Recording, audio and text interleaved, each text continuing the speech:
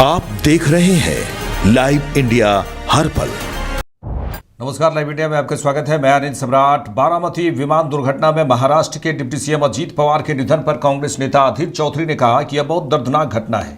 इस बात की जांच होनी चाहिए कि कैसे इतना बड़ा हादसा हुआ, कोई चूक हुई या नहीं, यह भी देखा जाना चाहिए।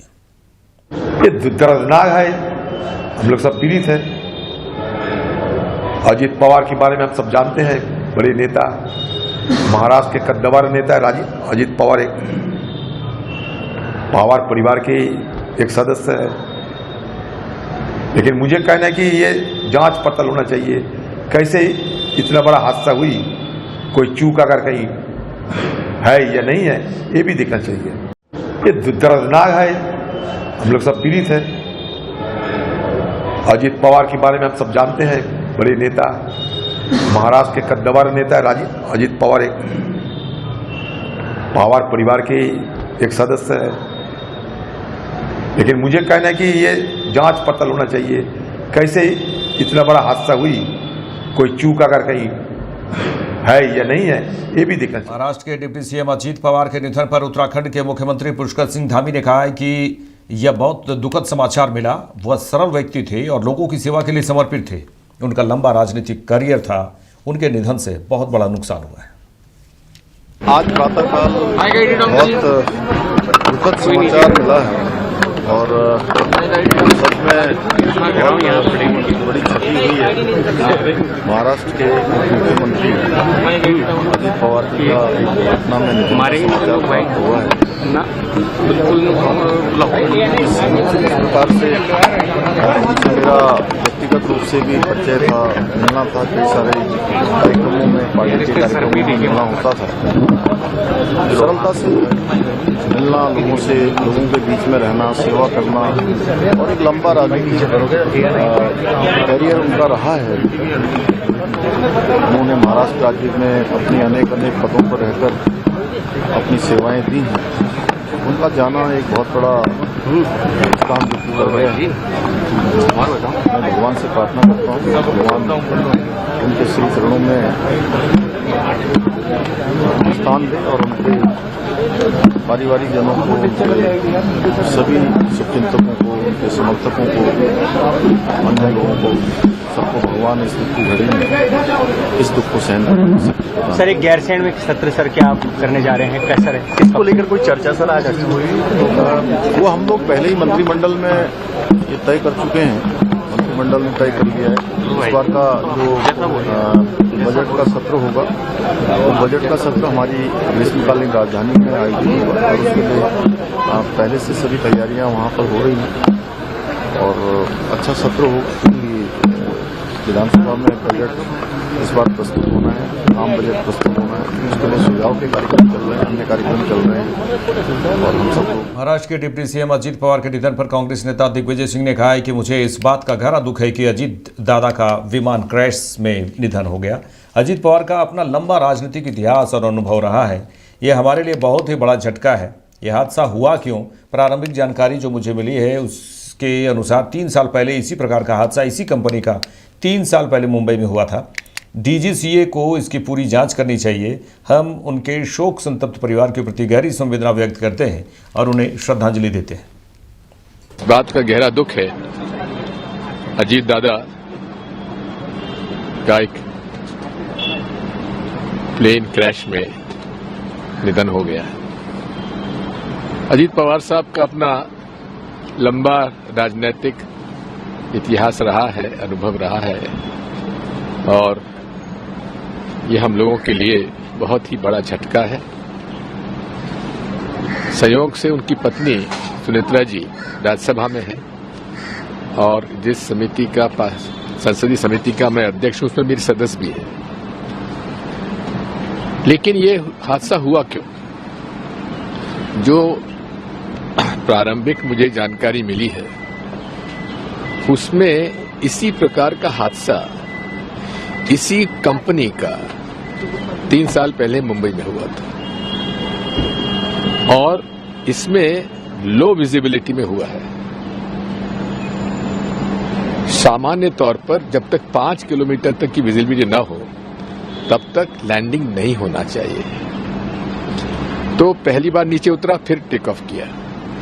सेकेंड बार लैंडिंग करते वक्त इसमें इसका जो एयर स्ट्रिप था वो मिस हो गया।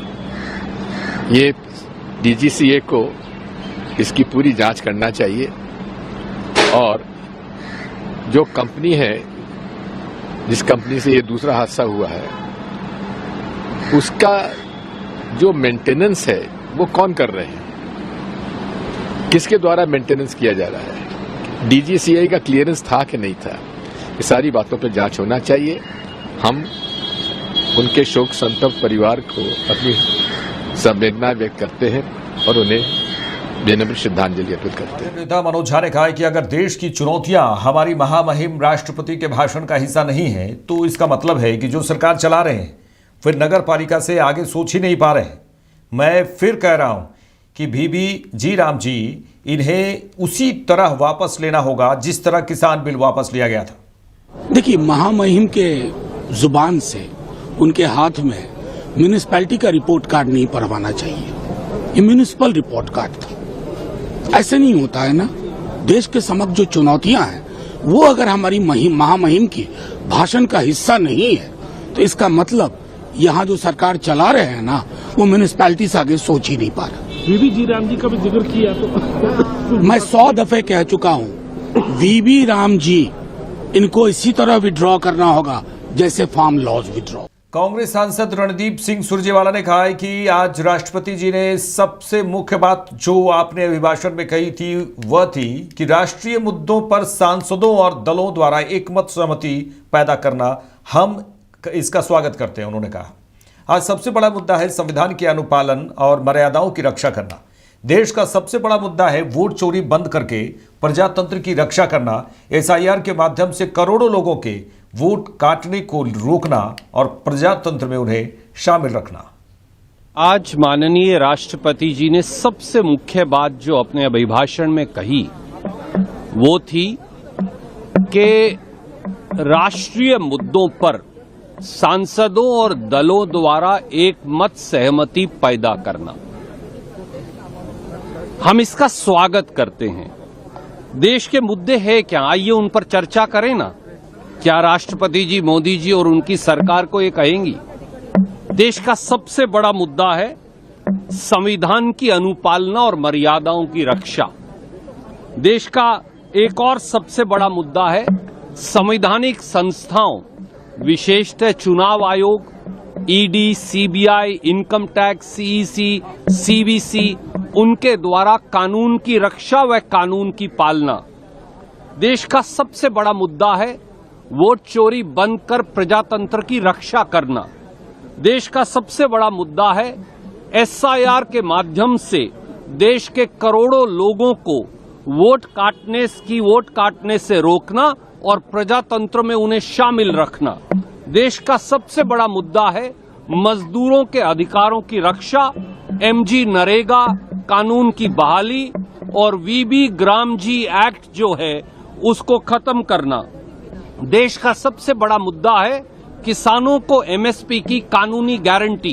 देश का सबसे बड़ा मुद्दा है महिलाओं का, दलितों का, वंचितों का, पिछड़ों का, आदिवासियों का शोषण रोकना, जिसमें भाजपा और सरकार के लोग शामिल हैं।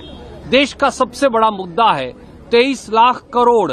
अगर चंद लोगों का बैंकों का कर्ज माफ हो सकता है तो देश के गरीबों और किसानों का क्यों नहीं, और उनकी सूची क्यों जारी नहीं कर रही सरकार जिनका कर्ज जो है वो माफ कर दिया गया है। और देश का सबसे बड़ा मुद्दा है चीन द्वारा हमारी सरजमीं पर हजारों किलोमीटर कब्जा करना, जिसका एक वाक्य भी राष्ट्रपति जी के अभिभाषण में नहीं दिखा।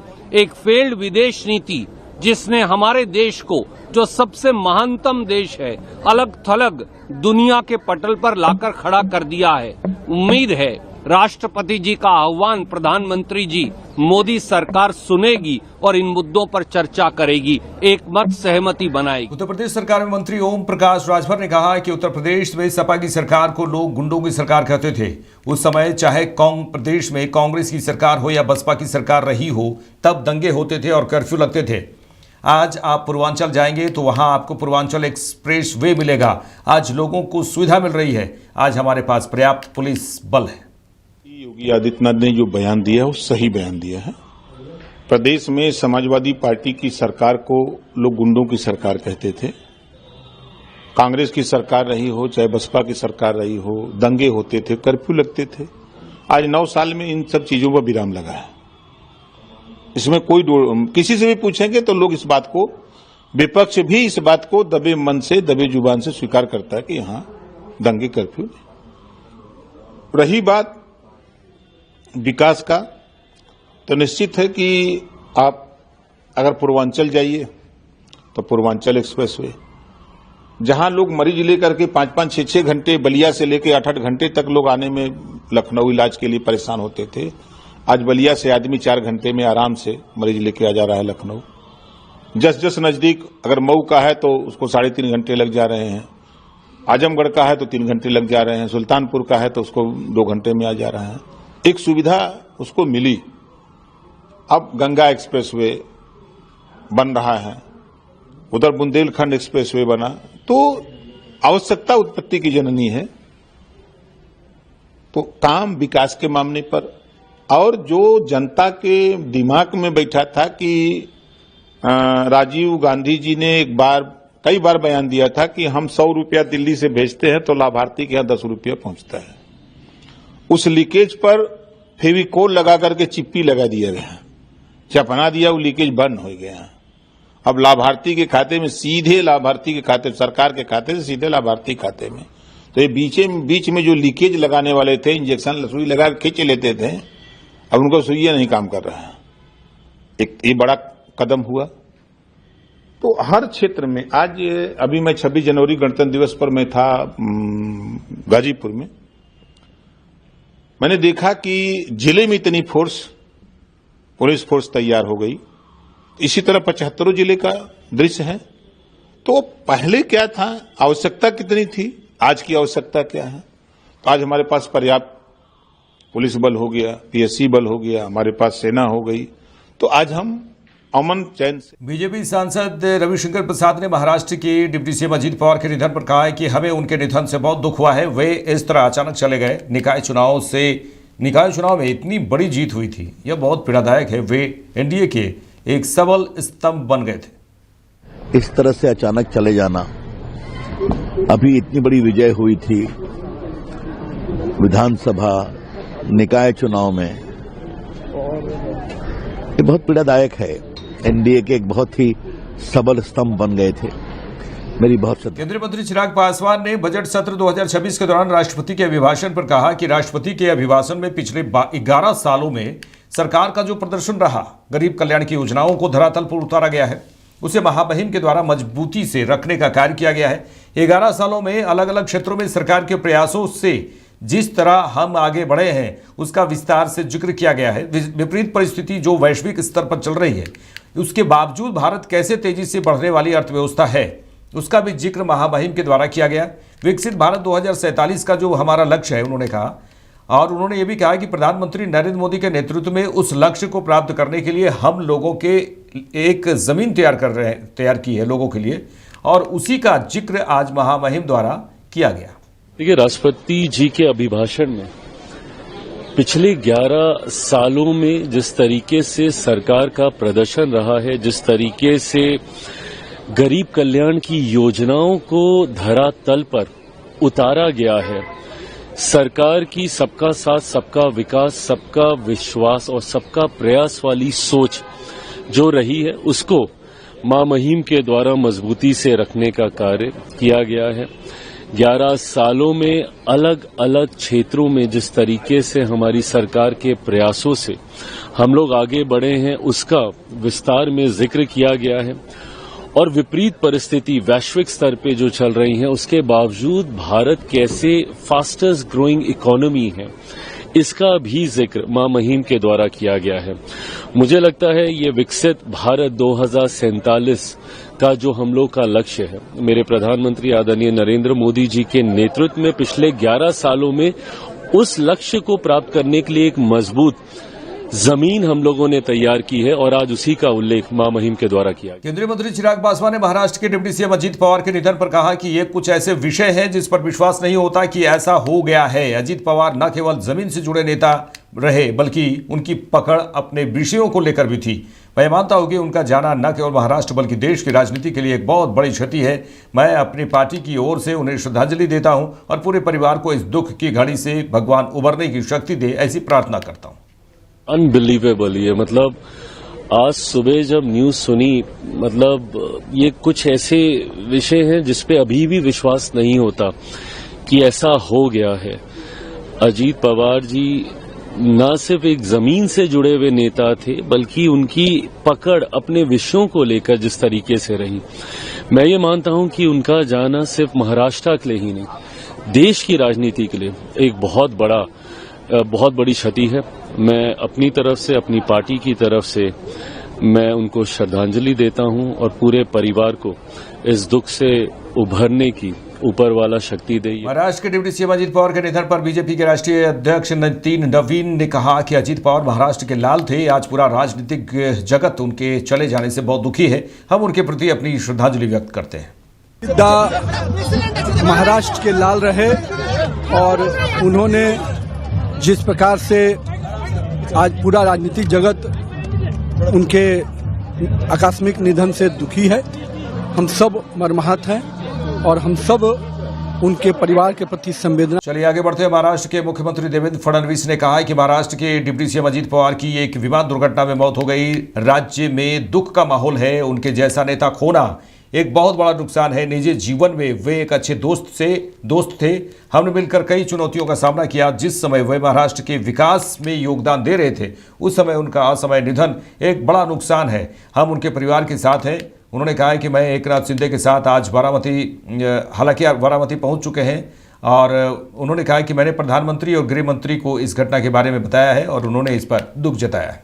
महाराष्ट्र के उप मुख्यमंत्री और जमीन से जुड़े हुए जननेता श्रीमान अजीत दादा पवार, इनका एक विमान के एक्सीडेंट में बहुत ही दुखद निधन हुआ है। इसकी वार्ता आने के बाद समूचे महाराष्ट्र में बहुत ही दुख का वातावरण तैयार हुआ है। हम सभी के लिए इस प्रकार के जननेता को खोना एक अपरिमित इस प्रकार की हानि है।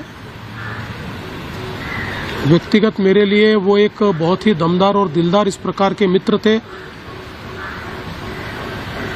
और हम दोनों ने साथ में काफी संघर्ष का काल भी देखा है और अब दृढ़ता के साथ महाराष्ट्र के विकास में जब वो योगदान दे रहे थे और एक बहुत लंबी पारी वो खेलेंगे ऐसी परिस्थिति थी, ऐसे समय उनका निकल जाना, मैं ऐसा मानता हूं कि इसके लिए हमारे पास कोई शब्द भी नहीं है और उनके परिवार पर और उनका जो बृहद परिवार है राष्ट्रवादी कांग्रेस पार्टी, उसके पदाधिकारी कार्यकर्ताओं पर ये जो दुख आया है ये सहना बहुत कठिन है। इस दुख की बेला में हम सब लोग उनके साथ में हैं। अभी जो उनका परिवार है वो जब बारामती पहुंचेगा उसके बाद उनसे चर्चा करके आगे की सारी चीज़ें ज्ञात की जाएगी। मैं उप मुख्यमंत्री एकनाथ जी शिंदे, हम सभी लोग अभी कुछ समय में बारामती जाएंगे और उसके बाद आगे की चीज़ें आप तक हम पहुंचाएंगे सुबह मैंने आदरणीय प्रधानमंत्री जी को और आदरणीय गृह मंत्री जी को इसकी पूरी जानकारी दी। उन्होंने भी इस घटना पर बहुत दुख व्यक्त किया है। सभी लोग एक प्रकार से शॉक में हैं और अब आगे की जो भी कार्रवाई है वो जैसे तय होगी वैसे आप लोगों को बताया जाएगा। मेरे साथ इस बुलेटिन में इतना ही। देश दुनिया की तमाम खबरों के लिए देखते रहिए लाइव इंडिया। नमस्कार।